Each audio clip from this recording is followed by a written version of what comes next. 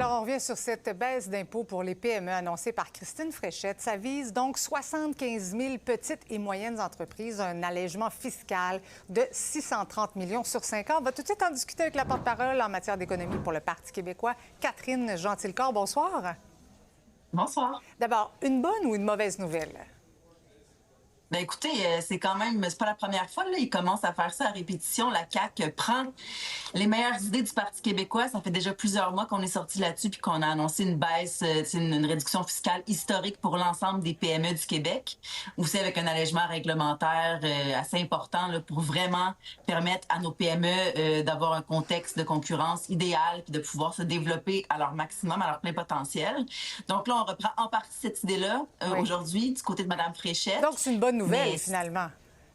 Mais ça, c'est parce que ça vient tellement tard, puis ça vient avec un bilan économique qui est tellement lourd du côté de Mme Fréchette.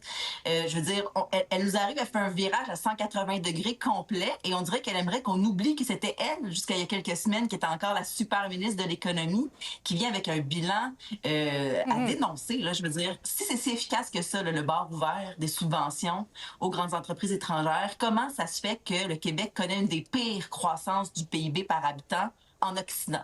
Comment se fait-il? D'abord. Ensuite de ça, 6,4 milliards de dollars de pertes accumulées dans le Fonds de développement économique. C'est Mme Fréchette qui était super ministre de l'Économie, alors que ce bilan-là a augmenté d'année en année. Comment elle peut défendre les fiascos répétés dans Nordvolt, dans Flying Whales, dans Recyclage Carbone-Varenne, des milliards de dollars de l'argent public qui ont été dilapidés dans des projets bâclés, des projets qui n'ont eu aucune retombée économique pour le Québec. Oui. Donc, elle a un bilan à défendre, Mme Fréchette. Aujourd'hui, elle ne peut pas arriver simplement avec une proposition qu'elle espère être miraculeuse pour renverser l'opinion publique du jour au lendemain. Oui, mais donc, il faut qu'elle réponde de ce bilan-là. Il lui appartient. Vous dites trop peu, trop tard, mais quand même, mieux vaut tard que jamais, non?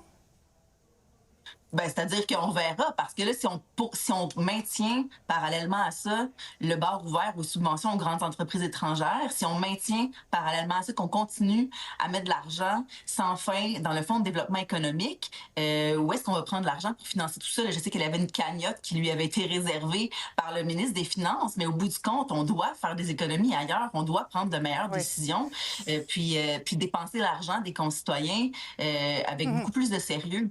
Donc, fini la dilapidation des fonds publics, il faut mettre fin à ça également. Quand le PQ, là, puis quand vous parlez vous-même d'allègement fiscal historique pour les PME, ça ressemblerait à quoi un allègement historique?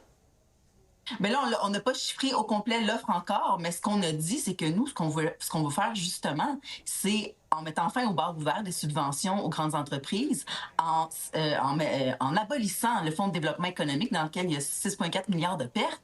C'est de l'argent qu'on peut récupérer pour justement procéder à cet allègement fiscal-là majeur auprès de toutes les petites moyennes entreprises. Là, ce que propose Mme Fréchette, c'est seulement les petites entreprises. Pour aujourd'hui, nous, on veut que ce soit pour l'ensemble des petites moyennes entreprises. Puis, suite à ça, il faut que ça soit conséquent, que ça vienne avec un allègement de la paperasse, là, parce qu'en ce moment, nos PME croulent sous la paperasse, se perdent dans les différents programmes auxquels ils peuvent souscrire.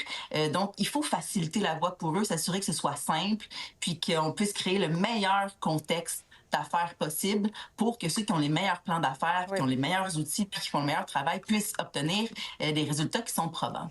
Donc, c'est ça qu'on propose au Parti québécois. Catherine Gentilcorps, merci beaucoup d'avoir été avec nous ce soir. Merci.